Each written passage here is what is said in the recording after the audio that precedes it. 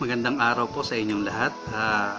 Ngayon po ay April 4, 2021 dito sa Pilipinas. Binabati ko po nga yung mga nasa ibang bansa nating mga kababayan. Sana po ay nasa maganda kayong kalagayan. Okay? Nakita nyo po dito sa ating thumbnails, ang ating topic ngayon ay regarding yung pagsagot ni Colonel Bosita. Yan. Diba? Do sa post ni Colonel Nebriha ng MMDA do sa kanyang FB page, no? So sumasagot na si Colonel Bosita. Napanood ko na at naging maganda naman ang kanyang kasagutan. Ito po ay part 1. Okay? So meron pa pong part 2 ito. Siguro sa susunod ko na pong vlog, mapapanood po ninyo. At pag-usapan po muna natin itong part 1. No? Just comment below kung meron po kayong mga suggestion or mga saloobin po ninyo para at least meron tayong mga interaction, mga nagaganap sa atin. May init pa po ito, na sumagot na si Colonel Bosita sa hamon na post, do sa post ni Colonel Nebriha sa kanyang FB page. So siguro sa dulo ng video ito maaaring makapag-comment ako yung saloobin ko naman, kung ano yung aking insight or yung sa aking pananaw tungkol nga dito na kasi siyempre isa tayong rider na ang issue yung tsinelas nga, yung back ride na nakatsinelas. So malinaw naman kasi na ang nakalagay doon sa sinabi nila na is hindi naman yata kasama ang back ride, na dapat nakasapatos din, wala naman sinabing ganon. So alamin natin lahat yan, magandang pag-usapan natin yan, okay? So stay tuned at panoorin po natin ang reaksyon or ang saloobin naman ni Colonel Bosita. Okay? Without further ado, tara, gawin na natin. Magandang araw po sa ating lahat, mga kapatid na riders, at ganoon din po sa ating mga kababayan na maaaring manood nitong ating video. Ito pong aking ilalabas na video ay reaction po sa mga pahayag ni Colonel Nebriha ng MMDA. Ganon din po yung pong reaction ko po sa pahayag ng DOTR consultant na dating LTO Chief Engineer Albert Swansing. At magbibigay din rin po ako ng reaksyon sa inilabas na pahayag ni Mr. Ben Tulpo nitong bitag. Kung mapapansin ninyo po, nitong mga nagdaan, maraming araw na rin po ang nagdaan na parang ako po ay tahimik lamang dito sa issue na ito. Pero nakiliti po ako dito sa huling nabasa ko dito sa comment ni Colonel Nebriha. Sabi po niya dito, tama po, huli ng enforcer, idol. Ganito po, sabi niya, tama po, huli ng enforcer, idol nyo mali, ha ha ha ha, siya turuan ninyo. So ito po ay 2 days ago. Ibig sabihin po ay hanggang sa kasalukuyan po ay naniniwala po si Colonel Nebriha na tama ang ginawang panghuhuli at paninikit ng kanilang enforcer sa rider na hindi nakasapatos ang kanyang angkas, ang kanyang asawa. At dahil po dito ay nagdudulot po ito ng kalituhan dito sa ating mga kapatid na motorcycle riders. Lalong-lalo na po yung ating mga kapatid na motorcycle riders na nagagawi o tagaroon sa Metro Manila. Lilinawin ko lamang po sa ating lahat, ito pong issue na ito ay hindi Colonel Bosita versus Colonel Nebriha. Huwag po tayong magpadala sa issue na parang kami po ni Colonel Nebriha ay nag-aaway dahil dito sa nangyaring insidente. Ang usapin po dito ay ang tamang pagpapatupad ng batas para hindi maabuso o maperwisyo ang sino mang rider na nagagawi sa Metro Manila. Lilinawin ko po, ako po ay hindi nakikipag-away kay Colonel Nebriha. Kaya ginagawa ko ito. Ito po ay sa abot po ng aking makakaya ay nais ko lamang pong ipagtanggol ang panig ng ating mga kapatid na riders. Kung mapapansin naman po ninyo, yung mga nauna kong videos ay ako po ay walang pinipili. Basta tama ang rider, wala po akong pinipili. Ipinaglalaban ko po ito sa maayos na pamamaraan. At napansin nyo naman po na matapos kong maaksyonan ang aking pagtulong dito sa ating mga kapatid na riders, ganun din ang mga truck drivers na humingi ng tulong sa atin.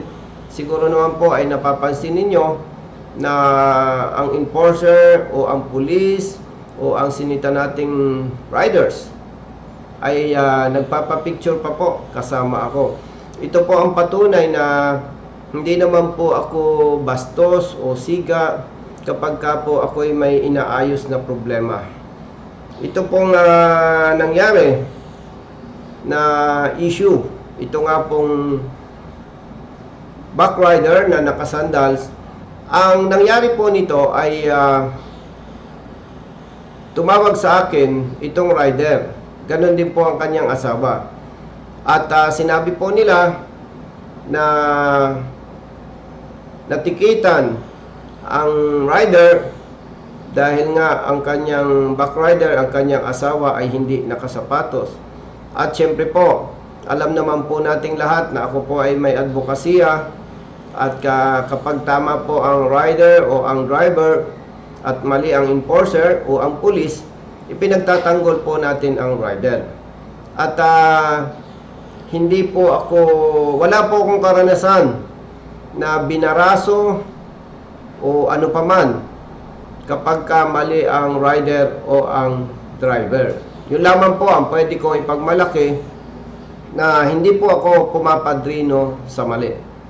So yun na nga po, humingi po ng tulong sa akin ng mag-asawang riders at base naman sa batas ay hindi po dapat hinuhuli ang backrider o ang rider kapag ang kanyang backrider ay naka-tsinelas o hindi nakasapatos. Gusto ko lamang pong idagdag sa paglilinaw sa inyo na hindi po ang ibig sabihin na ipinagtatanggol ko ang mag-asawang riders. Hindi po ang ibig sabihin nito ay hindi ako sang-ayon na okay lang na nakatsinelas ang ating backrider. Ang punto po dito ay yung tamang pagpapatupad ng batas na dapat igawin o ipatupad ng sino mang enforcer o ng sino mang mga enforcers. At totoo naman po na maganda kung ang backrider natin ay nakasapatos din. Totoo po yan. Pero hindi po natin pwedeng hulihin, tikitan at panagutin ang backrider o ang rider kapag ang kanyang angkas ay nakatsinelas o hindi nakasapatos. So balikan ko lamang po itong post, itong naunang pahayag ni Colonel Nebriha patungkol dito sa issue na ito. Doon po sa paragraph 1 ng kanyang post, sabi po niya dito, ilabas mo ang batas na nagtatalaga sa iyo ng kapangyarihan na pagbayarin ang enforcer namin ang isang araw sa sweldo ng hinuli nila. Baka usurpation of authority ka, boy, para iutos at ipilit sa enforcer namin yan. Paglilinaw po, hindi ko lamang po alam kung anong particular na batas, pero alam po nating lahat na kapag ikaw ay may nagawang pagkakasala sa sino man, ay ikaw po ay maaaring panagutin ng batas para magbigay ng danyos. Ito yung madalas po nating tinatawag na danyos for wisyo. Ano po? Na ibig sabihin, pag may napinsala ka o may naging kasalanan ka sa iyong kapwa, ikaw ay maaaring panagutin ng batas. Pero dito po sa usaping ito, hindi na po kailangang hanapan pa ako ni Colonel Nebriha ng batas na nagsasabi na ako ay binibigyan ng kapangyarihan sapagkat hindi ko naman po inutusan o hindi ko pinilit ang kanilang enforcer. Malinaw na malinaw po sa video. Kaharap po ang iba pang mga traffic enforcers ng MMDA. Hindi ko po inutusan at lalong hindi ko po pinilit ang kanilang enforcer para bayaran itong mag-asawang riders. Malinaw po doon, iminungkahi ko na dapat ay bayaran niya itong isang araw nitong backrider dahil sa kanya pong maling panguhuli. At kaharap din po ang iba pang mga MMDA enforcers at makikinig po natin sa video na inaamin po nila. Hindi nila hinuhuli ang mga riders na may angkas na hindi nakasapatos. Malinaw na malinaw po yun. At doon po sa usurpation of authority, kung yun po ang paniniwala ni Colonel Nebrija, meron naman pong legal team ang MMDA. Siguro po para mas maging malinaw ito sa ating lahat at kung pinaniniwalaan po niya na ako ay may nalabag itong sinasabing usurpation of authority, totoo po na napakaganda na ako po ay sampahan niya ng kaso para ang korte ang magsasabi po kung ako po ay nagkasala sa batas. Ito nga pong tinatawag na usurpation of authority. Dito po sa ikalawang paragraph nitong post ni Colonel Nebrija, basahin ko po. Kung may problema ka sa huli namin bilang dating pulis at miyembro ng HPG, alam mo dapat sa adjudication nire-resolve yan at wala kang karapatan pakialaman huli ng enforcer namin. Kung ako po ang tinutukoy niya, kung may problema sa huli ng kanilang enforcer, definitely wala po akong problema dahil hindi po ako sangkot dito. Ang may problema po ay itong mag-asawang riders. Kaya nga po nang tumawag sa akin ay agad-agad ko itong inaksyonan. So wala po akong problema dito sa huli ng MMDA. Wala po akong problema. At sabi po niya dito, wala daw akong karapatang pakialaman ang huli ng enforcer nila. Tama po yun. Wala po akong pakialam. Wala akong authority. Wala ako sa posisyon. Hindi ko po pinakialaman ang trabaho ng kanilang enforcer. Ipinagtanggol ko lamang po ang mag-asawang riders dahil sigurado po ako mali po ang ginagawa ng kanilang enforcer na pagpapatupad dito sa ating usapin ngayon. Yung pong sinabi niya na alam ko naman na dapat idaan sa adjudication board kapag may reklamo ang driver o ang rider. Totoo naman po yun. Pero dahil po sa kasalukuyang sistema na umiiral sa ahensya ng MMDA, ganun din po sa ibang mga lokal na pamahalaan, ay hindi po ako pabor doon. Ano pong ibig ko sabihin hindi pabor? Kapag ka po tumawag sa akin ang rider o ang driver at nakita ko na may mali sa pagpapatupad ng batas, agad-agad ko na po itong hinaharang.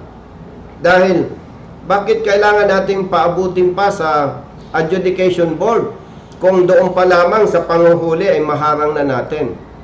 So ganun po. At ako naman po ay walang natatanda ang pinagtanggol na tama ang pulis o ang enforcer. Ang pinagtatanggol ko po kapag nakikita ko po na alinsunod sa batas ay tama ang panig ng driver o ng rider. Doon po. At yung pong nabanggit niya na due process, ay alam niyo po, napakagandang pakinggan. Pero kung alam po ninyo ang mga tunay na nangyayari sa mga driver at mga riders na nagko-contest, kapag nakita nila na mali ang huli sa kanila, ay maaari po nasasang-ayon kayo sa akin. Bigyan ko po kayo ng maikling kwento dito sa sinasabi ni Colonel Nebrija na due process. Hindi po isang beses. May ilang mga riders na po akong tinulungan dito sa sinasabing pagko-contest. Paano po umabot sila sa pagko-contest? Sila po ay tumawag sa akin na sila ay nahuli na at natikita na. So, ang mangyayari na lamang po, papayuhan ko sila kung ano ang dapat gawin. So, may ilang mga riders na po akong natulungan. Ganito po ang masama at hindi magandang dinadanas ng mga ito. Ilang araw po silang magpabalik-balik sa adjudication board para sa kanilang contest. Karaniwan po dyan 3 days, 4 days, or higit pa kung minsan. So, ito pong mga ito ay siyempre, yung araw na pabalik-balik sila sa MMDA office, sila po ay of course, absent sa trabaho, walang kita. At siyempre, maliban sa absent sa trabaho, ay sila po ay magagastusan sa kanilang transportation. At karaniwan po sa mga ordinaryong manggagawa ay mga no work, no pay. Ibig sabihin, no work, no pay. Pag absent, walang kita, walang sweldo. So kung sila po ay 3 days or 4 days nagpabalik-balik sa adjudication board ng MMDA at malaki ang kanilang nagastos, malaki ang perang nawala sa kanila na dapat ay gastusin na sa pamilya. Yes, totoo po. Napakapatas naman po ng adjudication board ng MMDA, itong kanilang mga lawyers. At yung po ang sinasabi ko ay base sa aming karanasan dito sa aking mga tinutulungan. Kapag ka po nila nakita na may merit ang panig ng driver o ng rider, ito naman po ay nare-resolba in favor of the rider or in favor of the driver. Ito lamang po ang problema. Matapos po na may panalo ng rider o ng driver ang kanilang contest, wala po silang natatanggap na danyos. Wala po. Sa madaling salita, kansilado lamang ang huli sa kanila. Yung gastos na nawala sa kanila, ay sorry na lang yon. Sorry na lang po yon. At ang masakit pa po dito, base po dito sa aming mga karanasan, ano po, hindi ko naman sinasabing lahat. Base po dito sa karanasan ng aking mga tinulungan, after na makansila ang huli sa kanila, itong enforcer ng MMDA ay hindi naman po nila pinapanagot. Parang okay lang, wala lang. So, sa madaling salita po, kung ating uunawain yung sinasabi ni Colonel Nebria na due process, maganda po sa tenga, ang gandang pakinggan. Pero kung susuriin po nating mabuti, kung ikaw po ay rider o driver na biktima ng maling panghuhuli ng kanila enforcer, kung iyo pong gagamitin ang iyong talino, at ito naman ay ginagawa ng marami, kahit alam nilang mali ang huli, masakit sa kanilang kalooban, pikit mata, binabayaran na lamang po nila dahil talagang totoo po, mas malaki ang mawawala sa kanila dahil dito sa sinasabi ni Colonel Nebriha na due process. Hindi ko po alam kung alam ito ni Colonel Nebriha, dahil siguro po kung alam niya, baka tatahimik na lamang siya. No po? Kung alam naman niya itong aking mga nabanggit, hindi ko alam kung ano itong sinasabi niya na due process. So total, para po sa akin, talagang itong due process na sinasabi niya ay maganda lang sa tenga. Pero sa parte po ng driver o ng rider, talagang ito po ay perwisyo. Perwisyo po talaga. Kahit manalo sa contest, kung ating susuriing mabuti, overall, talo pa rin po ang driver o ang rider, kahit na ang mga ito ay nasa katwiran.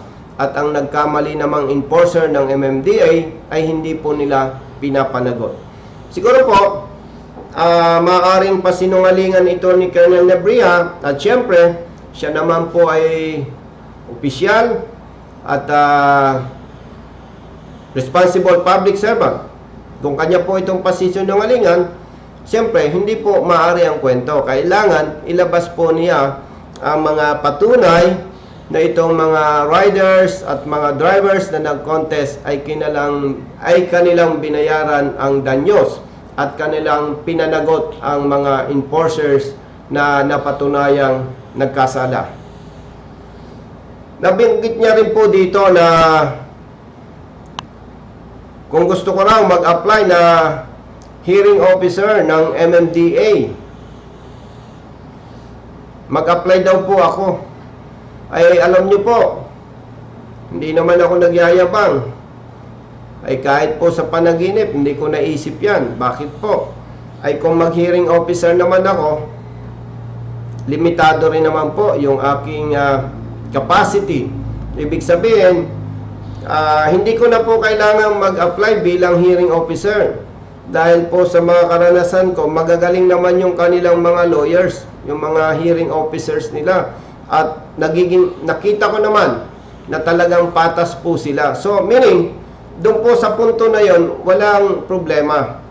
Walang problema. Kaya, ito naman ay napag-uusapan lang, hindi ako kailangan ng MMDA para mag-hearing officer dahil napakagagaling po ng kanilang lawyers. Wala po doon ang problema eh. Ang problema po doon, yung kapag na-resolve ang kaso at naipanalo ng rider o ng driver ang kanilang contest, yung danyos at hindi rin napapanagot ang kanilang enforcer. So, based on this, talagang hindi po kailangan na mag-apply ako bilang hearing officer sa MMDA na katulad ng sinasabi ni Colonel Nebrija. Dagdag ko pa dito, halimbawa, at ito naman po ay usap-usapan lang, kung ako ay bibigyan ng posisyon ng MMDA, hindi ko rin naman po tatanggapin. Bakit po? Kapag tinanggap ko po ito, matatali ako sa MMDA at kaawa-awa naman po yung ibang mga motorista sa iba't ibang lugar ng ating bansa na nangangailangan ng aking tulong. For the information of everyone, ako po ay nakakatanggap ng calls minu-minuto, araw-araw, 24/7. Ang totoo po niyan, mas marami po ang hindi ko po natutugunan at mas marami po ang hindi ko natutulungan. Kaya yaman din lamang na pag-usapan nga po ito, kahit ako ay bigyan ng posisyon na maganda sa MMDA, hindi ko naman minamaliit ang MMDA, pero hindi ko po tatanggapin dahil mas marami po ang higit na masasakripisyo. Itong mga kapatid nating motorista na humihingi ng tulong sa akin mula sa iba't ibang lugar ng ating bansa. Nabanggit din po niya dito na ako daw ay nagpapasikat lamang sa YouTube. Alam niyo po, kung usapang pagpapasikat, talagang hindi ko po inisip yan. Siguro po ay spekulasyon lang yan ni Colonel Nebrija dahil ang totoo naman ay aminin natin ang totoo dahil po dito sa aking advokasya ay kinilala po ito ng ating mga kababayan at na-appreciate po nila ito. Kaya wala po akong intention magpasikat sa YouTube. Nabanggit niya po dito, marami ka bang views? Malaki na ba ang kita? Ganito po. Sa usapang kita, si Colonel Nebrija po ay Colonel, opisyal. Ang isang pagkakamali lamang po niya, dapat bago niya ito binitawan, ay nag-research muna siya. O kaya, meron naman siyang magagaling na staff, dapat ipinasilip niya yung aking YouTube channel. Ganito po yan. Ang aking pong YouTube channel ay Colonel Bosita, Arsap. Colonel Bosita, Arsap. Makikita po ninyo sa aking mga videos, ang liit lamang po ng views. Pero, yung napakarami, mga iba't ibang YouTubers, mga iba-ibang vloggers, ang lalaki po ng views. Pansinin po ninyo yan. Meron pong, let's say for example, meron po akong video. After 3 days or 5 days, makikita ko ang views nito 10,000, 25,000, 60,000. Then, pag nakita ko po yung ibang gumamit ng video ko, 700,000, 900,000, 1 million, 3 million. May nakita pa nga po kung gumamit ng video ko 13 millions.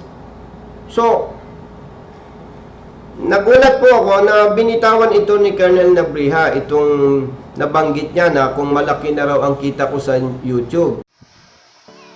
So ayun guys, nalaman na natin o napakinggan natin si Colonel Busita regarding yung sa kanyang saloobin, patungkol nga yung kay Colonel Nebrija's post.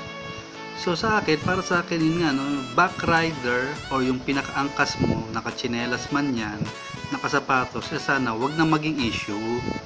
Yung bang medyo luwagan man lang nila, diba? Medyo maluwag lang. Yung bang gamitin naman ng kahit konting puso, may konting malasakit, konting konsiderasyon. Diba? Backride lang naman yon, angkas lang yon. Diba? Parang sasakyan, parang kotse. Diba? Kung sinasabi naman ni Sir Albert Swanson ba yun, na yung rider daw ay kaya mag-pivot or magpagalaw ng so parang hindi ako naniniwala kasi tingnan mo, kung nasa sasakyan ka, nandun ka, nakasakay ka sa sasakyan, hindi naman ikaw yung driver, hindi naman ikaw may hawak ng manibela, diba? Makokontrol mo ba yung sasakyan? Diba? Mapupunta mo ba ng kaliwa yung kotse? Diba? Ganun din naman sa motor diba? Ang layunin lang naman ng backride umangkas lang sa likod, sasakay sa likod, diba? Pag nandun na siya sa destinasyon niya, bababa na siya, diba? Kung ginalaw-galaw niya yun, anong gusto niyong mangyari sa sarili niya? Mapahamak din yung sarili niya. So wala namang ganon, diba? Wala namang ganon. Saka wala pa yata akong nakita or nabalitaan na yung rider or yung backrider, ginalaw-galaw niya yung sarili niya, na aksidente sila. Wala pa naman yatang ganon. So yun lang, pinapakiusap ko sa mga enforcer natin. Maging maluwag man lang sana. Diba? Huwag yung puro huli. Diba? Konting kibot huli. Diba? Ano bang layunin? Nagta-traffic ba kayo? Diba? Sinusundan nyo ba yung traffic? Inaayos nyo ba yung traffic? Or nag-aabang lang para may mahuli? Diba? May mahuli. Diba? Hindi nakasuot ng ganito, may bawal na ganito, diba? Ang dami, diba? So kung wala naman at hindi naman nakakaharang sa traffic at hindi naman para sabihin mo siya ay talagang major violator, huwag naman sana, konsiderasyon lang naman mga sir, yun lang naman ang saloobin ko, yun ang aking insight tungkol dito. So naliwanagan tayo ngayong araw na to patungkol sa pahayag ni Colonel Busita. At sana naman sa lahat ng enforcer dyan, MMDA or mga city, mga enforcer ng mga municipality, maging maluwag naman, maging maluwag, diba? Para yung traffic mahusay, maayos, at wala ring mga nagagalit, diba? Konting konsiderasyon lang yan, ayos na, diba? So yun lang po muna ang aking reaksyon at hintayin po natin ang part 2. Okay? Hanggang dito po muna guys. Kung may mga comment kayo or suggestion, lagay nyo sa comment box below. At hinihiling ko rin po na mag-subscribe kayo, hit the notification bell para maging update kayo sa aking ilalabas na mga bagong vlog, mga video, mga reaction, So by this time medyo magiging active tayo dahil nasa ECQ stage tayo. Wala tayong ginagawa, nasa bahay lang. So yan, isa rin pag-uusapan natin yan tungkol sa DOH at FDA na nagpahayag naman si Idol Rafi. Yan, isa, abangan nyo guys. Meron na pong video yan, ipopost ko rin dito. Okay? So without further ado, maraming salamat sa inyo kay Colonel Busita do sa video nito. Maraming salamat po at pinahintulot nyo sa aming mga riders, sa mga YouTuber na magamit upang mabigyan natin ng impormasyon ng ating mga riders or yung mga riding community at yung mga kababayan na rin natin na makita at malaman nila ang katotohanan. Okay? Maraming salamat sir, at isa ako no, sa kasama ninyo sa inyong advokasya sa pananatili ng magiging safe ang ating riding community. Maraming salamat sir, at pagpalain nawa tayo ng Panginoong may kapal. Sa mga nanonood dyan, maraming salamat sa inyo sa pagtangkilik sa aking YouTube channel. Okay?